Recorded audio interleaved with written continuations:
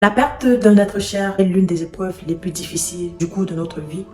Alors en ce moment, comment retrouver la paix? Comment continuer à vivre dans cette douleur? Dans cette vidéo, je vais partager avec toi un processus de guérison et de paix. Shalom bien-aimé, moi c'est Booster Manina, écrivaine et motivatrice chrétienne en développement personnel. Aujourd'hui, je viens te partager mon témoignage et de ce témoignage, je vais te donner les clés pour pouvoir retrouver la paix et la guérison après la perte d'un être qui t'est tellement cher. Mon père est décédé d'un cancer. Dès qu'on l'a découvert, il n'a pas duré, il est mort. Mais bien avant sa mort, pendant qu'il était malade au stade tertiaire, on nous a alertés. Ce fut la panique totale dans toute la grande famille. Vu que mon père déjà c'était le père d'une grande famille, j'ai commencé à prier pour sa guérison. Et pendant que je priais, le Seigneur m'a dit que mon père allait mourir. C'est très difficile quand on vous dit que la personne qui est avec vous là, que vous regardez, que vous voyez, qui vous a mis au monde, la personne avec qui vous dormez, cette personne qui est chère à vous, va partir dans quelques temps et vous ne la verrez plus jamais. C'est vraiment douloureux. Je ne sais pas si le bon moment c'est quand la personne disparaît subitement ou bien quand on te prépare. Ce qui est sûr, la nouvelle est toujours pas bonne. Alors quand il m'a dit cela, je me suis tournée, j'ai dit Seigneur, je t'en supplie, ne permets pas qu'il parte. Donne-moi encore de le voir longtemps. Mais le Seigneur m'a dit, il va partir. Et mon père souffrait tellement pendant cette courte maladie. Puisque tu dis qu'il va partir, non, papa. Vu comment il est en train de souffrir, prends-le. Seigneur, mais quand tu vas prendre papa, ma prière du coup, mes amis, a changé. Puisque le Seigneur m'avait dit clairement qu'il allait mourir. Je lui ai dit, Seigneur, quand papa va partir, je te fais une demande spéciale. Que la mort de papa soit un sacrifice ou en échange soit la restauration de ma famille, en particulier de moi. Voilà ce que je te demande. Le bien qu'il n'a jamais fait de son vivant, que Seigneur, ça tombe sur moi. Seigneur, ce que mon père n'a pas pu me donner ou pouvait me donner et n'a pas pu le faire, Seigneur, donne-le-moi. Seigneur, ce que mon père aurait souhaité que j'ai et qui n'avait pas été encore exaucé, Seigneur, accorde-le-moi. Et je te prie, Seigneur, que son âme arrive vers toi. Quand j'ai prié, j'avais déjà accepté le départ de papa. Mais comme c'est moi qui avais reçu la révélation, ma famille n'avait pas reçu. C'était la pagaille dans ma famille. Mes soeurs étaient en panique, ça pleurait. Ça avait beaucoup d'émotions. Quand je parlais, je semblais être celle-là qui était insensible parce que je ne pleurais pas comme elle. J'étais déjà dans un mood où, là maintenant, là, ce n'est plus le moment de pleurer. C'est le moment maintenant de poser les pions spirituels, de prier pour que les choses se passent spirituellement bien. Parce que les gens croient que la préparation du décès n'est que festif, n'est que organisationnel. La préparation du décès est aussi spirituelle. Et beaucoup de personnes négligent cela. Et vu la position que mon père avait, il fallait que je me mette à la prêche.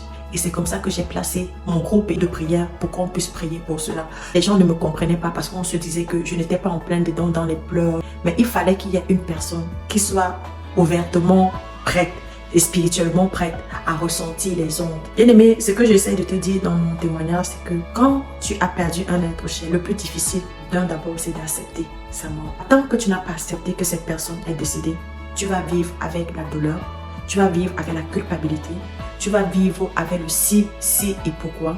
Tu ne vas jamais non seulement avancer, guérir et libérer l'âme de la personne. Donc il est important, bien aimé, d'abord d'accepter le décès de cette personne. Il ne faut pas repousser la douleur. Si tu as mal, crie à Dieu, pleure. Ne contiens pas tes pleurs. Ne joue pas la grande à la forte. Il faut pleurer. Pleure autant que tu veux, mais il faut pleurer. Il faut accepter ta douleur. Reconnais que tu as mal.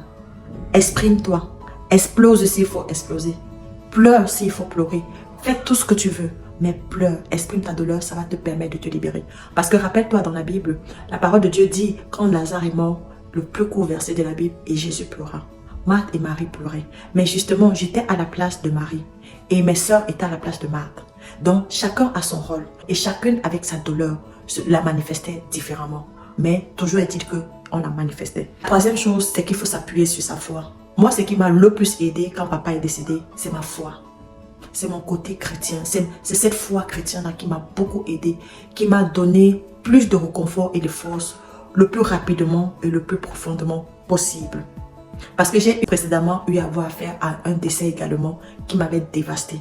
Et j'avais tiré des leçons de ça. Je me suis donc appuyée sur ma foi. Je cherchais le recours et le secours de Dieu, de venir me armer de force et de réconfort. Je m'appuyais sur ça et ça m'aidait beaucoup. Et je pouvais voir la différence vraiment qu'il y avait. La quatrième chose, c'est qu'il faut chercher le soutien des autres. Ça, ici, là, c'est la chose la plus difficile que j'ai connue parce que je vous ai parlé. Je n'avais pas le soutien. Je ne sais pas ce qui s'est passé dans ce deuil.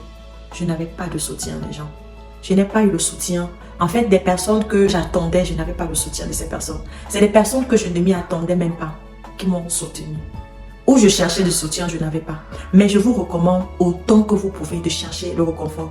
Et je bénis Dieu pour la vie de ces personnes-là qui m'ont beaucoup aidé pendant le deuil de papa. C'est très important. Ça te donne une marque d'attention, d'affection. Ça te permet de comprendre que tu as du prix aux yeux de certaines personnes. Et seulement même si c'est une personne, deux personnes, ça touche. Donc ne te recroqueville pas sur toi. Cherche le soutien des uns ou des autres. Des personnes, même s'ils n'étaient pas proches de toi, c'est en ce moment dans le deuil que tu vois que les gens commencent à se réconcilier. Parce que le deuil est quelque chose qui apporte vraiment du réconfort. Il faut avancer avec l'espoir. Tu te dis que même si la vie ne sera plus jamais pareille sans cette personne, que tu te dis que Dieu a un bon plan pour toi, un plan de bonheur, un plan où tu peux trouver de la joie et du bonheur. Et crois-y vraiment et tu verras que Dieu d'une manière ou d'une autre va te reconforter. Ça peut être le mariage, ça peut être l'enfantement, quelque chose que tu espérais et que tu n'avais pas et Dieu peut bien te donner. J'ai vu des gens que c'est pendant le deuil qu'ils ont conçu. J'ai vu des gens que c'est tout juste après le deuil qu'ils ont rencontré soit leur conjoint ou se sont mariés. J'ai vu des gens qui, quelque chose s'est débloqué quand ils ont mis leur confiance, quand ils ont dit Seigneur viens me consoler. Le Seigneur a toujours agi.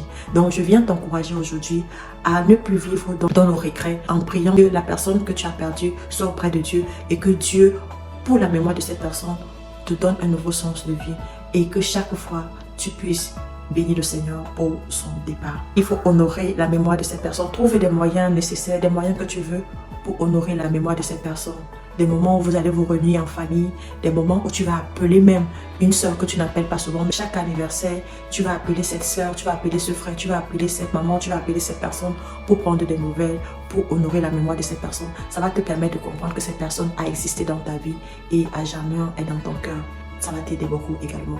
Si vraiment tu as traversé des moments difficiles par le décès d'un être cher et que tu n'as pas pu trouver la guérison, je crois qu'au travers de cette vidéo, et j'espère par la grâce de Dieu, j'aurai trouvé un peu d'espoir, de réconfort et d'espérance pour un avenir meilleur, un nouveau départ avec le Seigneur, dans le Seigneur. Que Dieu te bénisse. Je prie pour toi, Seigneur. Je te prie qu'au travers de cette vidéo, que mon message parvienne à toucher les cœurs, Seigneur. Que cette personne qui a perdu un être cher, qui n'arrive pas à se retrouver, Seigneur, je te prie de venir, toi le consolateur des âmes abattues, toi le rémunérateur, Seigneur mon Dieu. Viens, éternel mon Dieu, réconforter cette personne, ton enfant, Seigneur. Viens apaiser son cœur. Viens, Seigneur, remplir là où il y avait le vide. Viens, Seigneur mon Dieu, l'apaiser et lui dire que tu es avec lui, avec elle, Papa. Je te prie au nom de Jésus. Amen. Soyez bénis. À bientôt. Si tu as aimé cette vidéo, si elle t'a aidé d'une manière ou d'une autre, je te prie justement de la partager à certaines personnes qui sûrement sont dans le besoin, traversent des moments difficiles à cause de la perte d'un être cher. Je te prie de liker, de t'abonner et surtout d'activer la cloche de notification pour recevoir plus de messages d'inspiration et de réconfort. Que Dieu te bénisse et on se dit à très bientôt pour une nouvelle vidéo. Sois béni. Shalom.